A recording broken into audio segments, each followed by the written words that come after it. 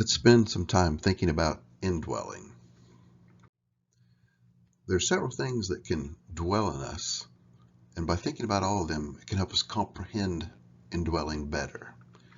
God can dwell in us. 1 John 3:24 says, "Whoever keeps his commandments abides in God, and God in him." The Word can dwell in us. Colossians 3:16 says, "Let the word of Christ dwell in you richly, teaching and admonishing one another in all wisdom and singing." The Spirit can dwell in us. Do you not know that you are God's temple and that God's Spirit dwells in you? Faith can dwell in us. 2 Timothy 1:5 says, "I'm reminded of your sincere faith, and that faith had dwelt in his grandmother and his mother, and now dwelt in Timothy." Sin can also dwell in us. It's no longer I who do it, but sin that dwells within me. So as we start thinking about this, I want you to remember that you dwell in God. Notice up there, you dwell in God, and God abides or dwells in you. Think of how you can or can't affect God, the limitation or power you have, and that can start to help you understand dwelling a little better. So what does dwelling mean? What comes from this word here, to abide or dwell, it's like occupying a house, residing, inhabit, and remaining together, cohabit, to dwell, if you will, together. And that came from this word, which meant a dwelling or family, a home, house, temple.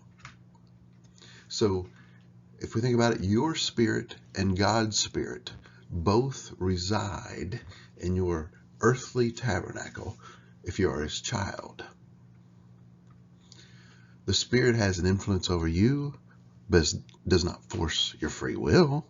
It doesn't make you do anything more than your dwelling in God makes him do anything. You have an influence over God through prayer if you think, but you can't force him to do your will. You can ask and let it affect, if you will, him, his decisions. So indwelling is like a family living together in a house or dwelling, and they have a relationship where they influence each other. So you're in control. This is one important thing to remember about indwelling. Some think the Spirit will take control and move them like a puppet, make them do things. But let's read this here. 1 Corinthians 14:26, thinking, let's see the effect of the Spirit, if you will, in its greatest sense.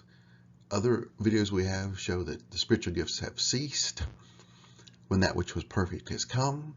But look, even when spiritual gifts were in effect, the limitation of them. Starting 1 Corinthians 14:26, what then, brothers, when you come together, each one has a hymn, a lesson, a revelation, a tongue, interpretation.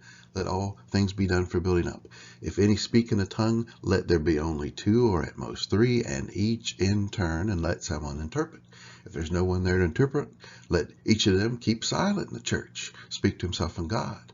Let 2 or 3 prophets speak, let the others weigh what is said. If a revelation is made to another sitting there, let the first be silent.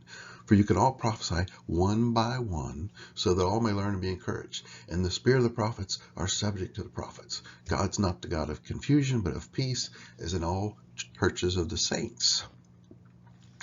Even when spiritual gifts still existed, the gifts and the effect of the Spirit could be controlled, and were to be controlled by the person. They could stop and be silent, they could wait their turn, so on and so on.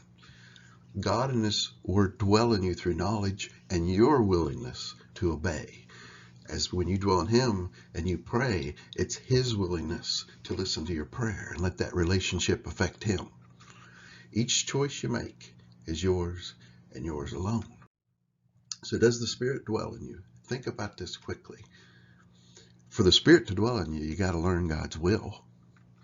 And if you're not familiar with the Bible and God's law, God's Spirit cannot dwell in you if you don't know anything about his will. You're in one of 3 conditions. You're not familiar with God's word and don't know his will, and it's not affecting you at all.